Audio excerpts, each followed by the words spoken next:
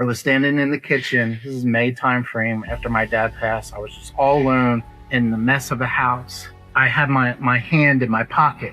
My phone was there, and I was looking at my dad's ashes. I was like, Dad, I just need some money. And as soon as I said money, an email came through. It was a line of credit it wasn't much money. It was 19 grand from a company that I have never even heard of. With that 19 grand, I was able to get my business back up to 6 figures.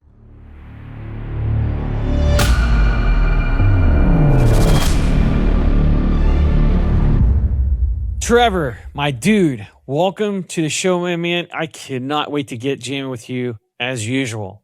Thanks, brother. Hey, it's been a long time no see, right? We've known each other and we just grown more and more closer together. But let me paint the picture of who this amazing person is that's sitting in front of me, because, a lot of people are going to listen to this or watching this and they're like, who's this dude that Karl's got on now, right?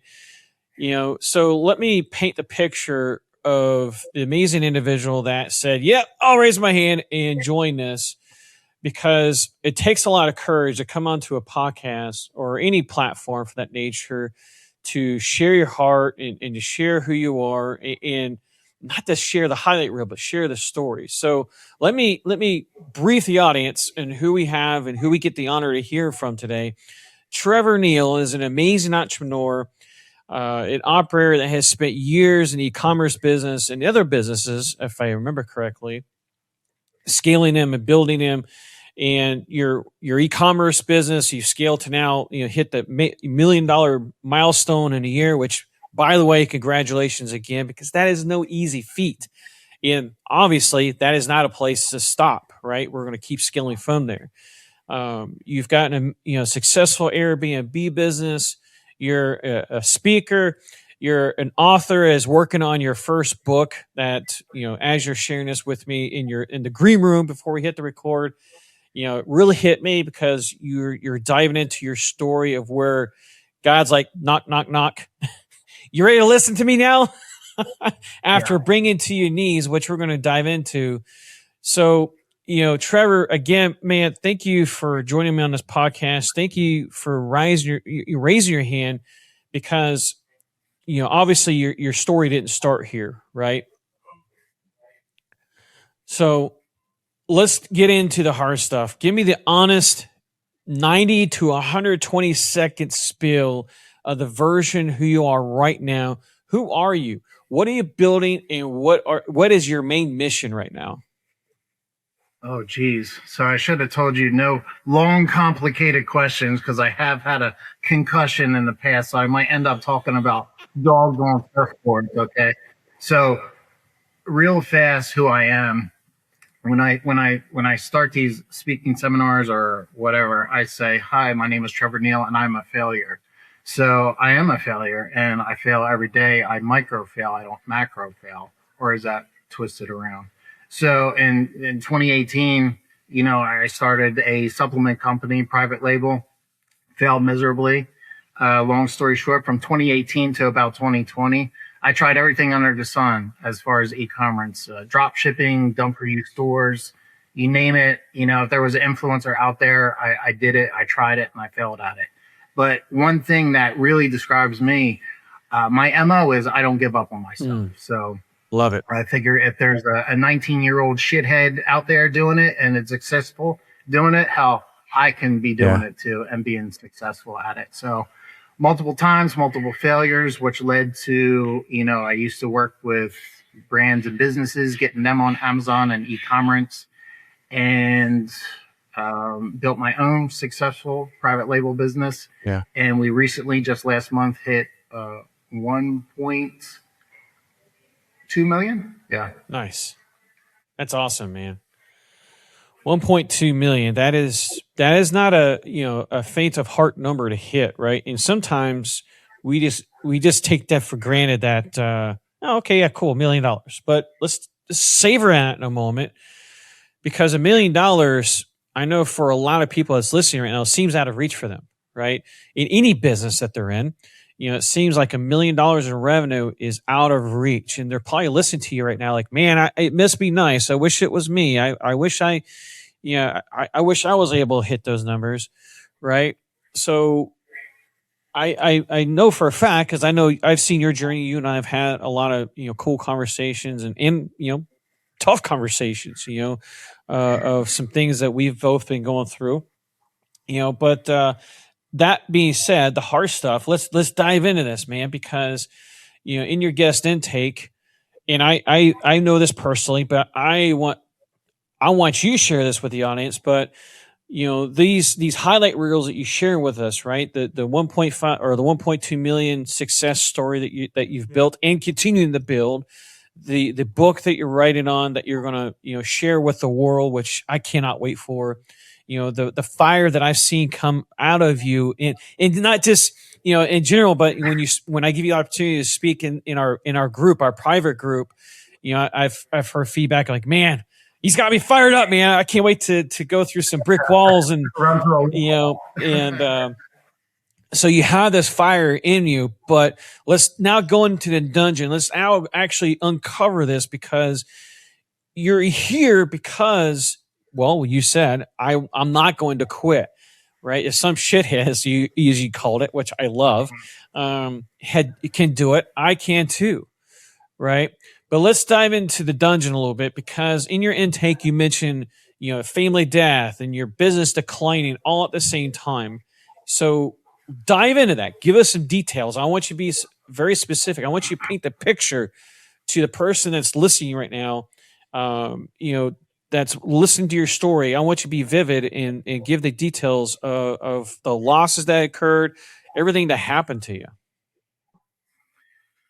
Yeah, so let's just dive right into it in 2025. Yeah, man. And by May of 2025, I was ready to ball it up and throw it in the trash can, because besides the Eagles winning the Super Bowl, that was the only highlight of 2025 for me.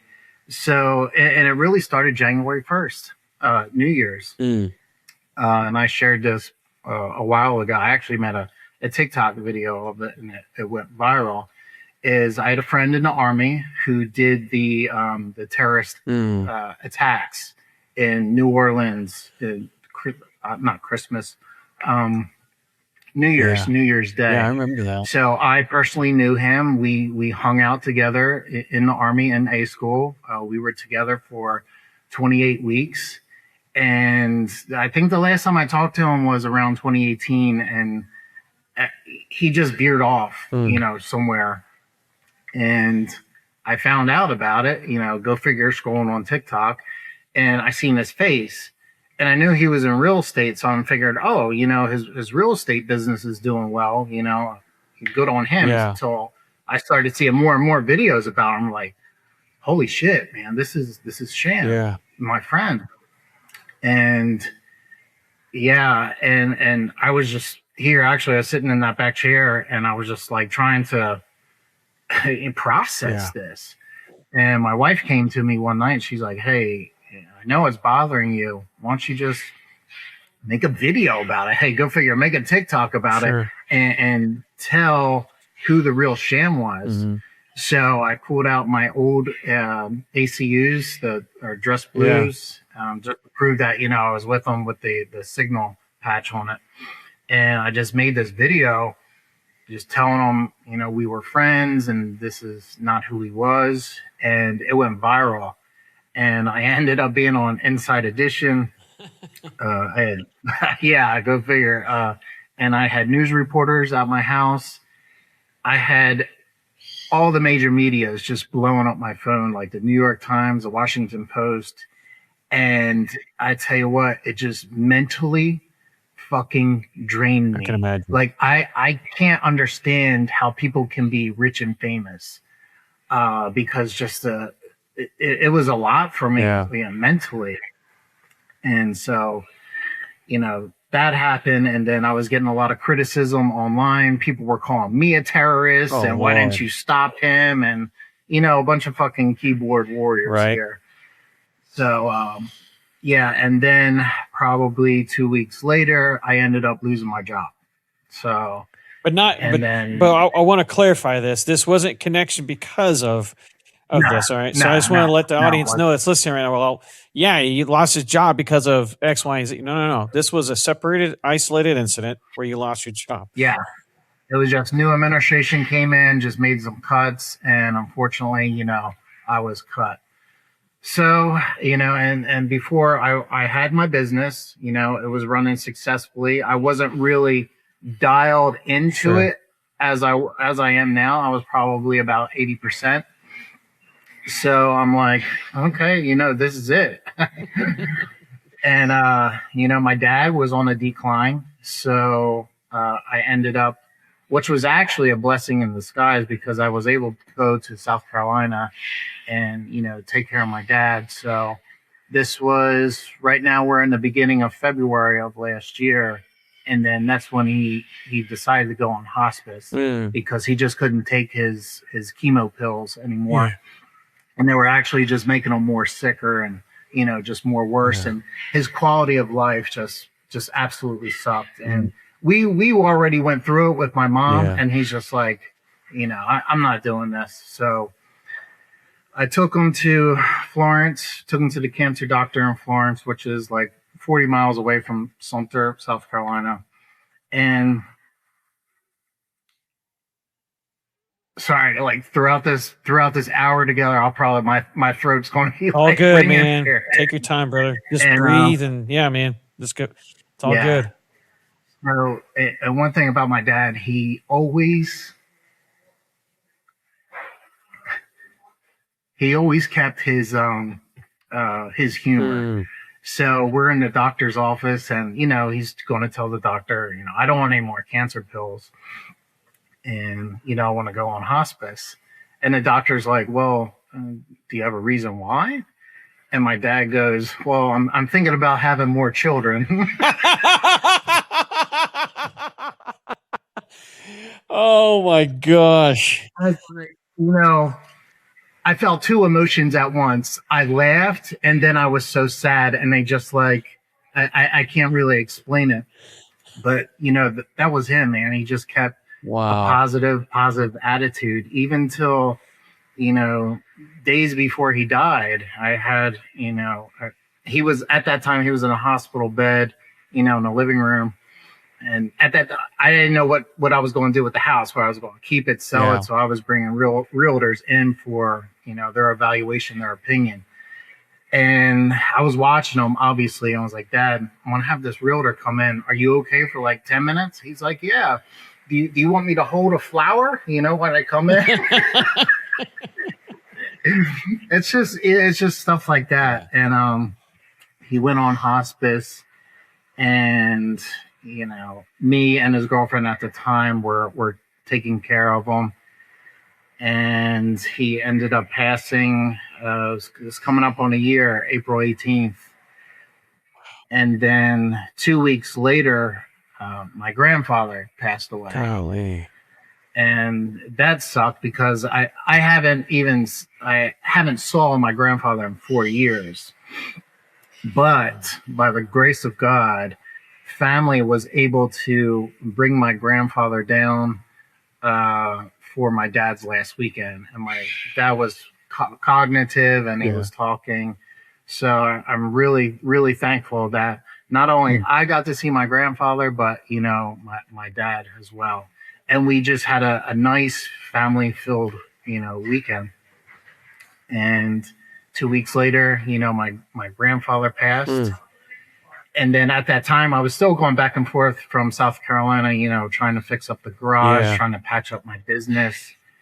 And I think it was April, May. Yeah, it was just after he passed in April.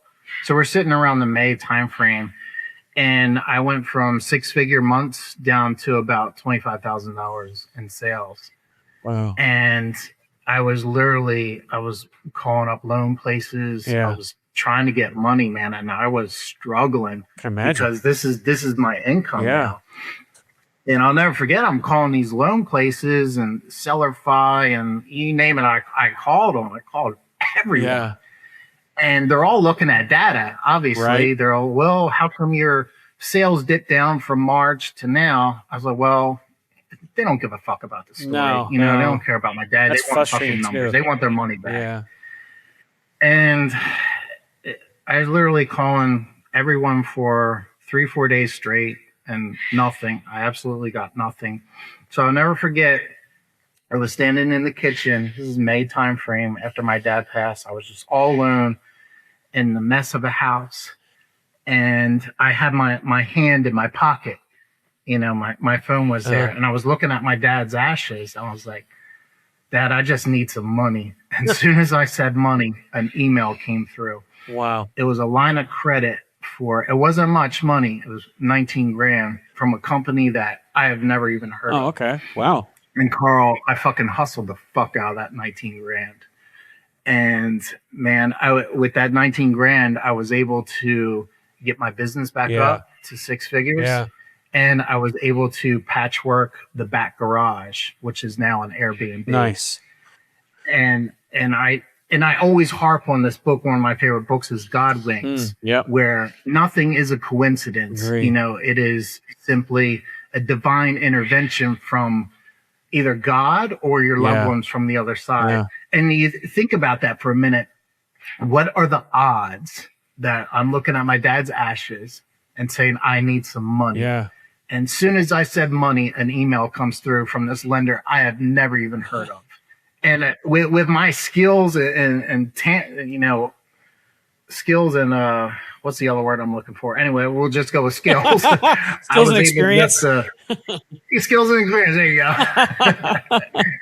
And I was able just to hustle the fuck out of that 19,000. That's awesome, man. Well, let's go back to this period of time of loss, because I think you omitted one.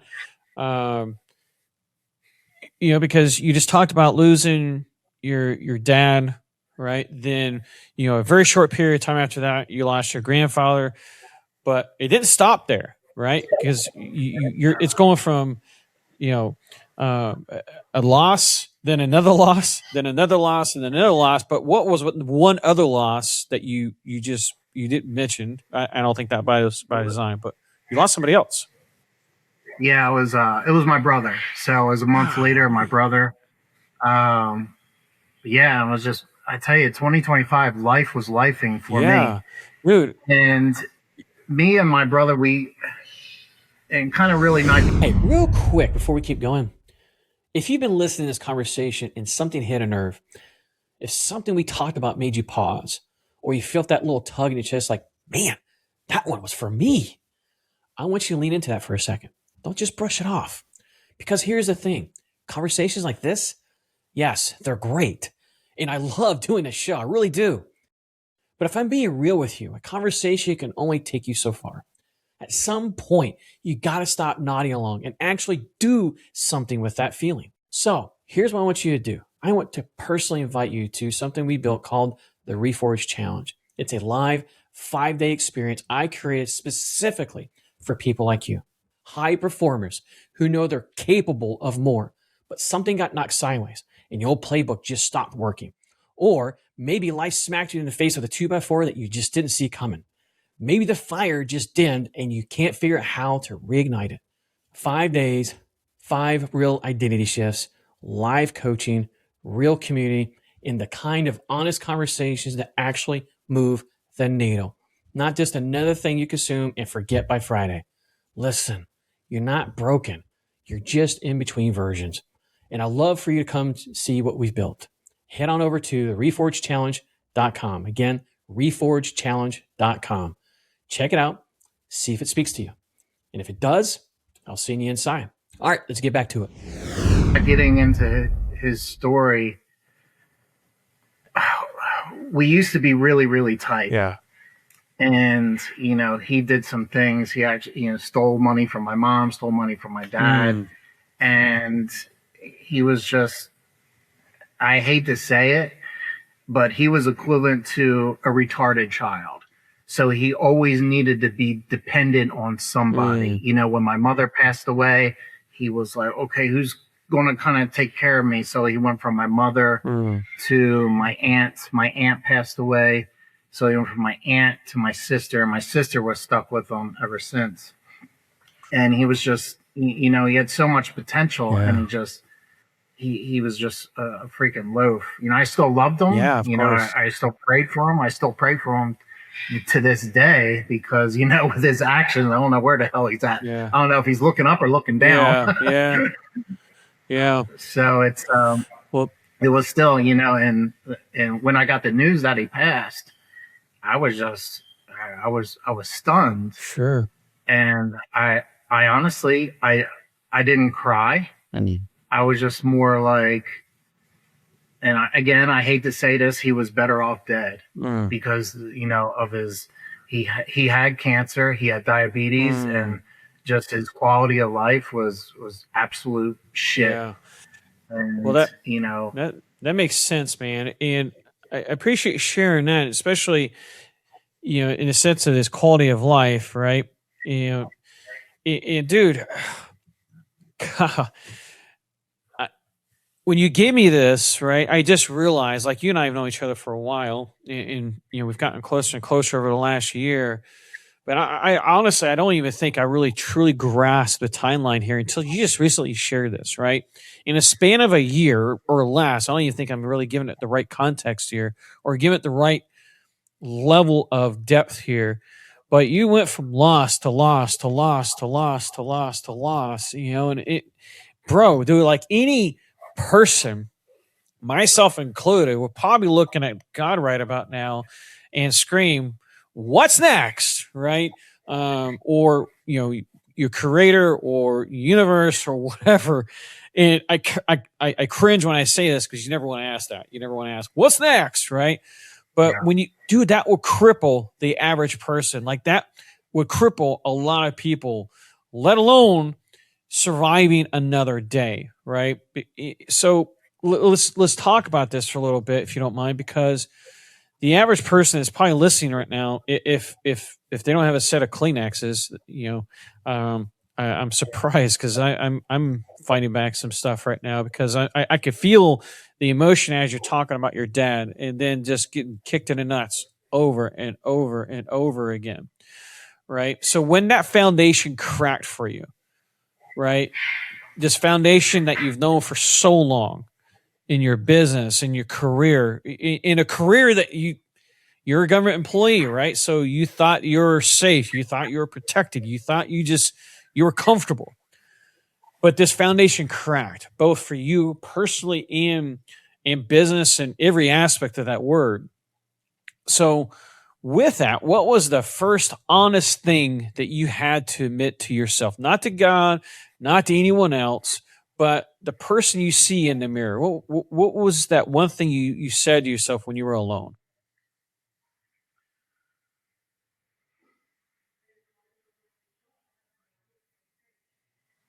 it's going to come out. Hold on. Take your time, man. It's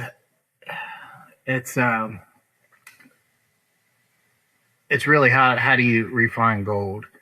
You know, you melt it, you pressurize it or whatever. You do all these things to make gold. And, you know, I just really had to trust the process. I knew God was callousing my mind, callousing my shoulders for something bigger and better. And it's almost like the story of Job. You know, we all know the story of Job where God took everything and he never cursed God. Yeah. But there was one time where I did curse God. You know, I blamed God. You know, I blamed God when my mother died in 2010.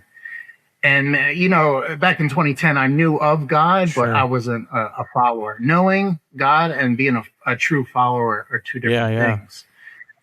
So it was rough, man. She did not want to go. And she had colon cancer, and it spread all over. And, you know, my brothers and sisters were there, but the majority of the time when it got really bad, it was just me, my dad, and the nurse taking care of her because they didn't want to see that shit. And I seen shit that, you know, I really don't want to go into. Yeah. And, you know, she suffered a lot. And, you know, I blamed him. You know, why did you take my mom away? Yeah.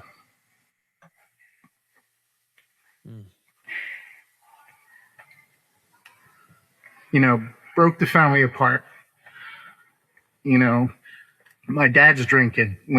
He used to drink beer. Now I'm going to the house, I'm seeing fucking liquor bottles and all. It's like, man, this is not him. Yeah. At that time I was stationed at Fort Jackson. So I was, kind of going back and forth when I could, just after her death, just kind of, be there for him. But he went out to fucking, left field. He couldn't, the bottle was his answer. And the bottle was my answer as well. When I go back home, and it's kind of one of these weird things that, you get a gift through a purpose, or a gift through pain, or you find your purpose in pain. Yeah. For I'd say close to a month, I was drinking every night. And when I say every night, I was drinking throughout the night. Wow. Yeah, I was drinking throughout the night, and I was hungover on the couch. And this went on for weeks at a time because I wanted to fucking die. Yeah. I can imagine, man. That's a lot of pain to go I through. was just like, whether it be fucking pain pills, alcohol. Yeah. I wanted to fucking drink myself to death because, visualizing the blood and, everything we went through, it fucking sucks. And coming from me, I'm a combat veteran. I've been deployed 7 times. Yeah. So yeah, I've got to say I've that. fucking seen it. Okay. I've fucking seen it. Yeah. Okay. And I think that, watching my mom go down and her dying just fucked me up more than, Ranger Medic School or working on the flight deck. But getting back to my point, there's I forget the acronym or the saying. There's whatever. So when I'm hungover and I'm on the couch, I ended up like watching a lot of Food Network, like Sonny Anderson, Paula Dean. Oh, now you're making me hungry. Yeah, so all these ladies, I would lay on the couch hungover, and I would just watch Food Network constantly. So I began cooking at night, drinking and cooking. That's never a good throughout mix. the night. So I just needed, I just really just needed an outlet there. And, that was a gift that God probably a little bit instilled in me, during that time, because a lot of people don't notice I can throw down in the kitchen, and it was due to that, month. And I want to tell you another story too, that I've only told one person, is God actually came to me, one of those nights. I think I was in week 2 or week 3, whatever, just drinking and cooking. I was baking cakes. So I was baking a carrot cake at the time. And I make a fucking hell of a carrot cake. Let me tell you. I'll be at your house scratch. Tomorrow, dude. I can throw down a real carrot cake. So, I'm drunk, I'm baking, there's shit all over the kitchen. And we're at base housing at the time. And then when you kind of like sidestep from the kitchen and you look into the living room, our house was kind of like on a hill. Yeah. And 50 yards, and there was like a little window in the living room. I could see the playground. So I'd say the playground was probably like 40, 50 yards maybe. It's like 2 o'clock in the morning. I'm drunk, cooking, whatever. I kind of look out the window and I see this black shadowy figure, sitting on the bench. And all of a sudden, I got scared and I got curious at the same time. And I literally, I walked out, gingerly out to the porch, and I still see this shadowy figure. And I start off the porch and I heard like a little crack, like someone stepped on a twig. And again, this is just complete silence. It's the end of January and it's cold and I'm in my underwear. Okay. Appreciate the visual. Yeah. So I wasn't feeling anything, I wasn't cold. I was just so focused on the shadowy figure. And I heard this crack and I looked over and it was a deer standing here. Like literally I could walk out, or I could almost touch him. Wow. So there was a deer right there, and I happened to look to my right. There's another deer, and there's another deer in front of me. I was just surrounded by deer, and they were all looking at me. And the shadowy figure is gone. And all of a sudden, I got this calmness running through me. And for probably, me and the deer, we looked at each other for 5 seconds, 10 seconds, no more than 10 seconds. And they all just split. And when they split, I just came to two. And all of a sudden I got cold. I'm like, holy shit, I'm out here in my underwear and it's freezing. So I went back in and I woke my wife up. It was like 3 o'clock in the morning. I'm like, hey, I saw God. I just saw God. She's like, what? Yeah, you got to be careful how loud you say that. He's drunk. Yeah. She probably thought I was on crystal meth. Right? Yeah. Wow. That's cool. But yeah, that's right. Like right after that, I started getting my shit together. Yeah. As far as getting my shit together, I still drank, but Sure. not to that extent because, I wanted to die. Yeah. There's no sugarcoating it, man. It was a rough fucking patch, but really what that did with me was built my resilience meter. Yeah. And that really helped me out with my dad in 2020 when he had his liver transplant. I was the sole caretaker of him. Yeah. So we're talking about, the cook, the Uber driver, everything, the nurse. Yeah. I had a crash course in nursing probably in 15 minutes. Yeah. And I was in charge of all his pills. I was giving him shots because that's a major surgery, a liver transplant. Yeah, that is. That's a huge And thing. it was just 3 months. It was 3 months of that. And and it's a shame because I still didn't really know who God was. I know of God, but sure. I wasn't really reaching out for him. It's crazy, man. That's a heck of a story to be sharing, man, because especially in the timeline in which you shared it, in a span of less than a year. Again, you've gone through all of this, right? You've had losses after losses after losses, and you just experienced what you just described here as presence, by God, or well, it has to be God, right? In your mind. So Yeah. walk us through if you moment, right? Because I want to go back for a second in this time that where you're just you're battling all of this, right? Because losing someone, especially people that you love, especially people that you just described, doesn't have a timeline, right? And you don't just move through it. So what did that loss do to your ability to function as a businessman, as a leader, as a father, as a husband, and in the middle of it? Walk us through that. I mean, what did that loss do, or losses do to your ability in that time? It made me realize that, well, number one, I definitely needed to trust in the man above. And number two, it made me realize that I need to shed this mask that I've been wearing. And it was like a fucking therapy session. You didn't know? Come on. Nah, shit, man. So I'll never forget that time that I first donned the mask. It was November 2005. And just a little bit before that, when I went in the Navy, I first checked on board the Kitty Hawk in June of 2002.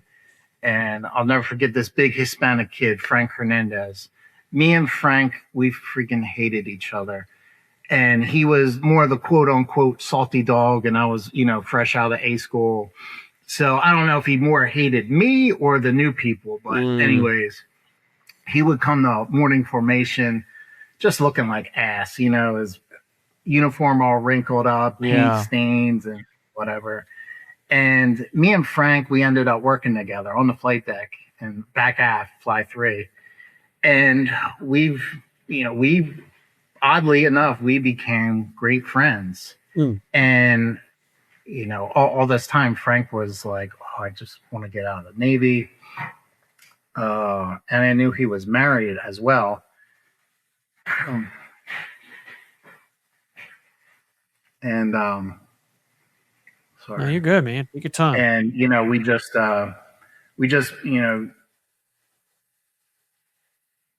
we had a really good friendship. And I'll never forget when he left. He's like, I'm out of here, Neill. And he gave me a hug. He's like, all right, awesome. And then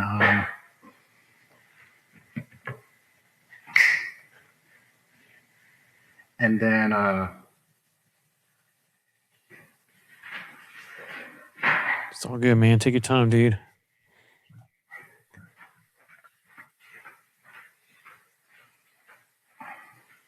Yeah, sorry. No, you're good, man. Take your time.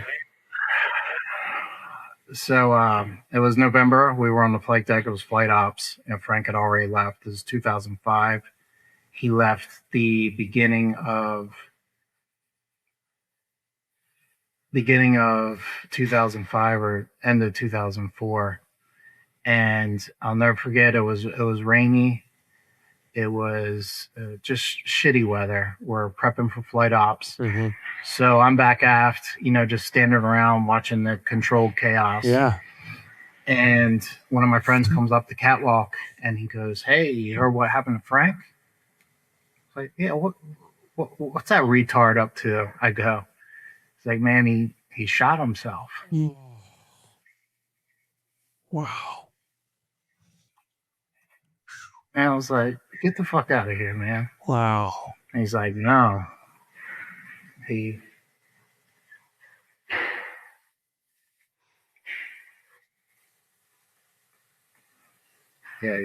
shot himself.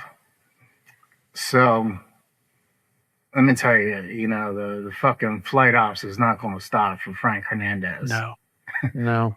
Okay, so that's when I discovered my mask, when I had to suck it up and drive on. We're talking about 16-hour days on the flight deck, one of the most dangerous fucking places to work. Yeah, I remember. I almost died twice in that motherfucker, okay? And to have that and, just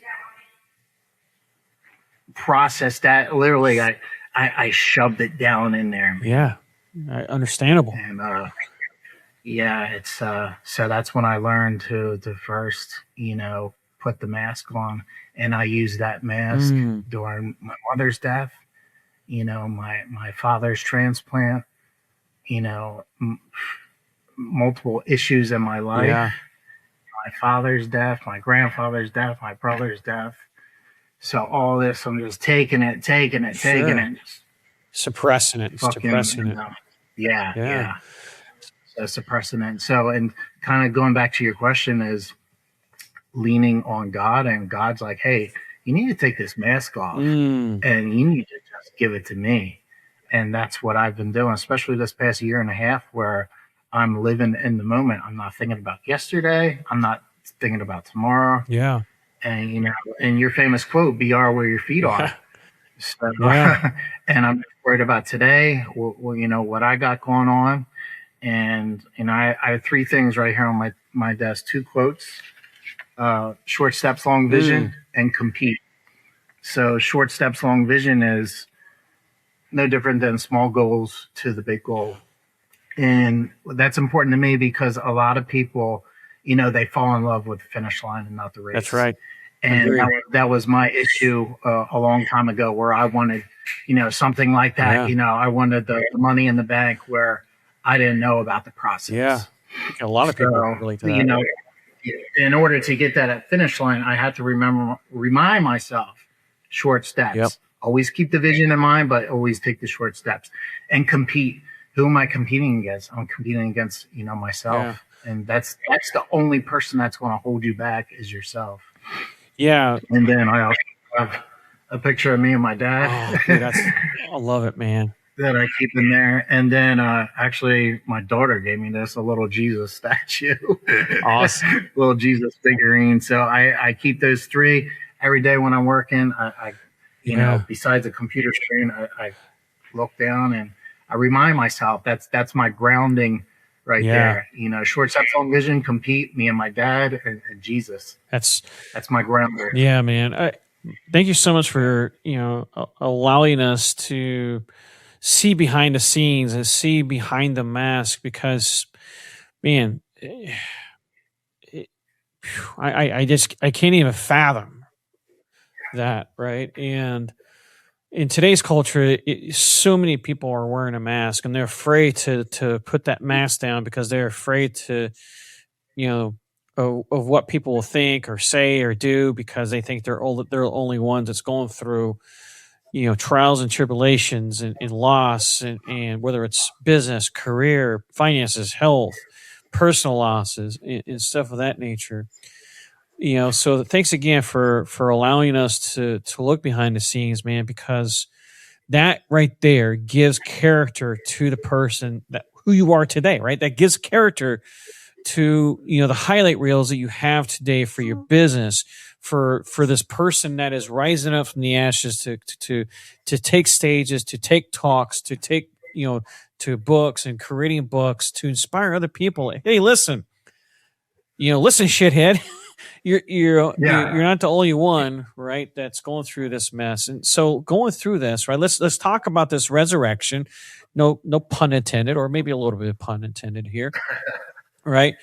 But, with all of this loss that you incurred, at some point you had to stop trying to survive and start deciding, not choosing, but deciding, right?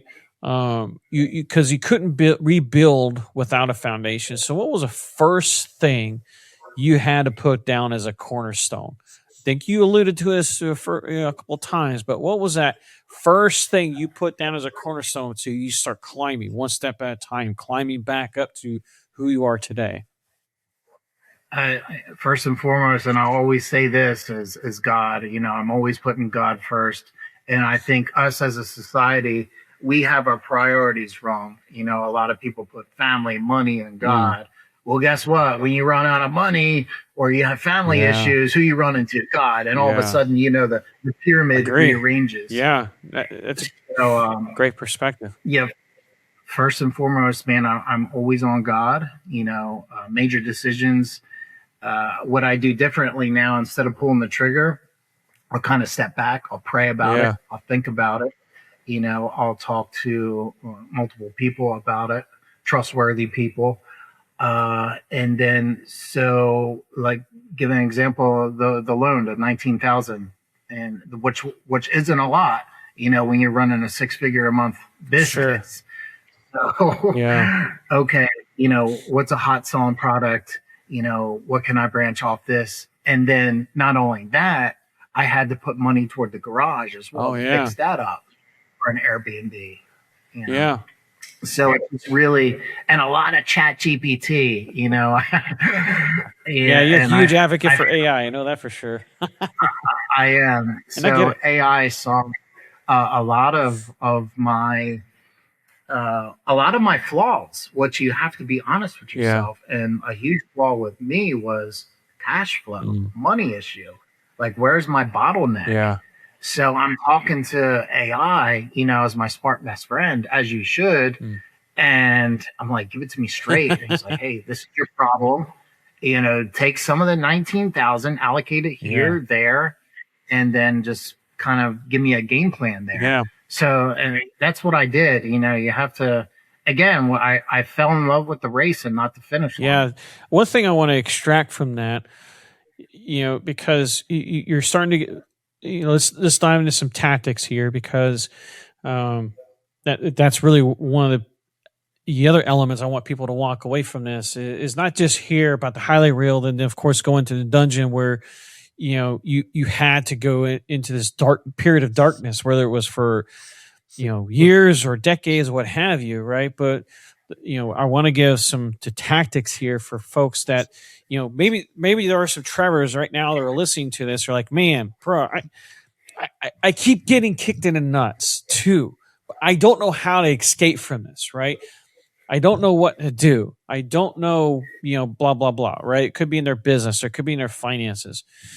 So for the Trevors out there, that Real quick before we keep going, if you've been listening to this conversation and something hit a nerve, if something we talked about made you pause, or you felt that little tug in your chest, like, man, that one was for me, I want you to lean into that for a second. Don't just brush it off. Because here's the thing, conversations like this, yes, they're great. And I love doing this show, I really do. But if I'm being real with you, a conversation can only take you so far. At some point, you got to stop nodding along and actually do something with that feeling. So here's what I want you to do. I want to personally invite you to something we built called the Reforged Challenge. It's a live 5-day experience I created specifically for people like you. High performers who know they're capable of more, but something got knocked sideways and your old playbook just stopped working. Or maybe life smacked you in the face with a 2x4 that you just didn't see coming. Maybe the fire just dimmed and you can't figure out how to reignite it. 5 days, 5 real identity shifts, live coaching, real community, and the kind of honest conversations that actually move the needle. Not just another thing you consume and forget by Friday. Listen, you're not broken. You're just in between versions. And I'd love for you to come see what we've built. Head on over to reforgedchallenge.com. Again, reforgedchallenge.com. Check it out. See if it speaks to you. And if it does, I'll see you inside. All right, let's get back to it. that are in that same battle that you're in, that either there's personal losses, maybe they've got some really bad news that they just got, slammed in the face with repetitively. So talk to this Trevor for a moment. If you're coaching that Trevor, what was the very first thing that you would want them to do? I mean, you say put God first, and I agree wholeheartedly, but tactically, what does that mean? Can you be specific for a moment? Well, obviously, yes, put God first, and tactically, don't give up on yourself, and it really boils down to resilience. Mm-hmm. Resilience separates the winners from the losers here. Resilience is whether you're going to stick your thumbs up your ass on the couch or you're going to get up and do it and do it and do it. So keep trucking on. Everybody has a plan. God has a specific path for you. Mm-hmm. What seemed like a closed door is really an open door. Yep. Agree. And even though it doesn't look like it, this is, I think of God as the director of our play. I like what you said that. And it's a play that you don't really know the ending, but he's literally just guiding you. So just kind of getting to the point, don't be discouraged because it's a closed door. It could be, a learning opportunity that you can take to the next. Agree. And let me stop. Let me interrupt you for a second because we are starting to run close on time already. Again, because you and I have talked for hours. I feel like we could talk for more hours, but let me extract a tactic right here because you just mentioned something I really want people to grasp in this. You're talking about lessons learned, right? One of the lessons learned that you shared earlier is the lesson you learned the hard way was if something works, double down on it, right? So one thing I want you to be specific on, give us an example. Walk me through a very specific decision where you violated that rule and what did it cost you? Walk us very quickly, step by step, if you can. Oh, it really cost me scalability. So I had one of my products was very successful. I thought, instead of putting more money to that, why don't I create kind of like a couple of spin-offs? So that's when I went into sourcing mode and I, got more products, which were successful, but I was neglecting your honor roll student here. And I was just, feeding other ideas. So that's what it looked like because hell, I could have been 2.3, 3.3 now if I would have hopped in my DeLorean and told myself that. Don't we all wish we could do that? But don't you believe though too, this is why we have to go through those failures, what's it called failures, those mistakes, through the furnace so that we can learn these mistakes and develop character and develop empathy and if not just empathy for yourself, but empathy for others that are also on the same path. They're also going through heartaches and in just trials and tribulations. Because I'm of the belief, and I love to hear your take on this, is, the more we go through the fires, the more empathy and more, just more empathy and sympathy we can have for other people, because we start to realize the human experience there, right? We're all battling something we don't know about or don't know anything about, right? For example, when you shared this year of loss, like, I knew of them, right? And you and I had a lot of intimate conversations about some of the things you're going through. But when you just splayed it all out there, just the way you did, it's like, holy shit, we all are battling something we have no clue, in the sense of the other person, right? So when we go through these, you say, I kind of wish I, put myself DeLorean, and I understand what you said there, but I don't. Yes, I would love to have the pain saved, save myself the pain, but I also too like to think that I had to go through that. I had to go through that, not necessarily just for my benefit, maybe for yours or anybody that's listening right now. So because they're going to be going through these trials and tribulations, they need a Trevor to show up for them, to give them fire, to give them strength, to give them courage, to give them the encouragement that they need to get through that period of time, right? That's been my belief, here lately, is because we had to go through that, and if, correct me if I'm wrong, what I heard here is stay focused, right? If something works, stay focused. Don't distract off the goal, the goal pasture here. Today your non-negotiable is your relationship with God, and I love this because, man, they cannot be just your emergency exit. That's got to be your constant go-to. But burnout still challenges you. So when the weight gets heavy, what does that look like for you? What do you actually do to move through this burnout? Burnout. Well, I've been there before, as you have. Yeah. Years ago when I had my own warehouse, I was wearing all the hats. I was a prepper, I was the packer, I was the listing creator. I was doing everything and anything because let's an entrepreneur's business is his baby, and only he can run his baby, right? Yep. Yeah, I remember. So I've been down that road, and how I don't have a warehouse anymore, I have a prep center. Really just sourcing out things, and I've been doing that for a while now, and just really getting out of the house, having extra curricular activities. Like I do jujitsu, I'm going to the gym. Nice. I drop my son off at school, I pick him up. So it's just like, even in this little office, I'm not confined, and I'm able to get up and, hey, if I want the day off, I'll take the day off, but I'm not going down that route. And another thing that I've changed as well is, I have my business run like a well-oiled machine. Good for you. And I caught myself slacking off a lot. Ooh. And I was like, man, this is just not, I want something more. It shouldn't be like this. Yep. So I started treating that I'm not the boss, but God is the CEO. God is the CEO of not only my business, but my personal life as well. Yeah, your life, whole life. Would God want me, loafing off on the couch watching Netflix? Probably not.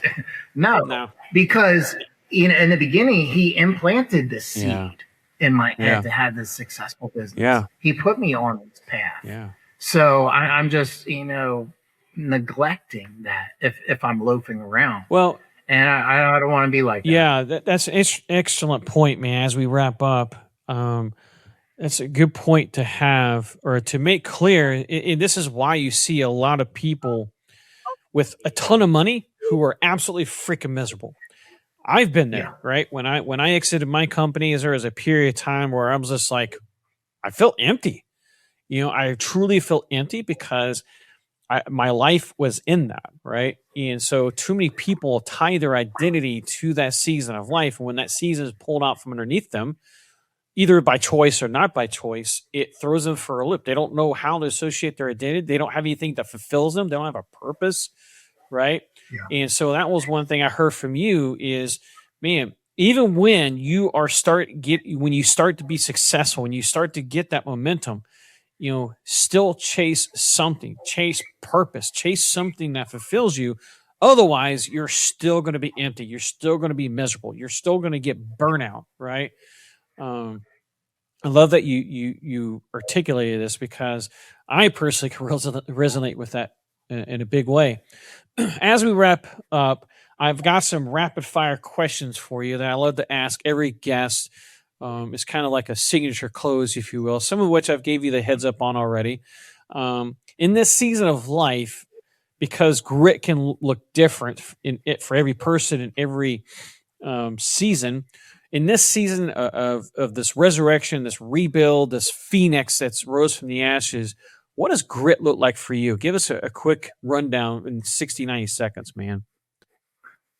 Grit. When someone tells me grit, I'm thinking of blue collar, hardworking individual that built his business from scratch, like whether it be in the warehouse or in your truck. Grit is just that the foundation of hard work and what presumed to be, a beautiful business. Yeah. That's what grit means to me, which means that the hard, shitty starting point of your business. Gotcha. Appreciate you sharing that, man. So it's mentioned, I appreciate you mentioning about business and scaling and growing, because you and I talked about this. There's always this constant adage about adding processes, systems, strategies, habits, beliefs, all these things, right? But growing also requires subtraction, right? Addition by subtraction. You probably have heard that. So what is one thing you're actively working on in order to level up? What is one thing that you're removing from your life, a point of friction, maybe something you had to unlearn or unbelieve? Yeah, I know that's not grammatically correct. Who cares? But something you've had to remove from your life so that you can move forward, you can level up. Definitely, it was probably a year and a half ago. Let's just say 2 years ago. My circle. Ooh. My circle has gotten smaller and stronger. I had to cut ties with not only friends but family as well. Yeah. Because they serve no fucking purpose to me. And I talked about this before. You think of a bucket of crabs. I call it the crab mentality, where if you have a bucket of crabs, okay, and one crab tries to excel his life and get out of the bucket, what happens? Yeah. The other crab pulls them back down. Yep. Yeah. So that's, if your circle doesn't want you to truly be better than them, then you're not in the circle, you're in the That's cage. right. 100%. I said this numerous times, man. You're spot on. If your circle does not inspire you, you're not in a circle. You're in a cage. 100%, dude. I'm so glad you clarified the bucket of crabs, man. Not sitting on the dirty toilet seat. Or other things, right? Awesome. Last question is more of a two-part question. One of I preface with you. Actually, no, it's two other questions. I apologize. One, before I dive into my last question, this was off my notes. I don't know why I didn't make it to my notes. What is one quote or directive that you find yourself coaching yourself with when you're in the trenches and you're in that dark moment or in that season or whatever? What is a quote or directive that you coach yourself with or remind yourself of?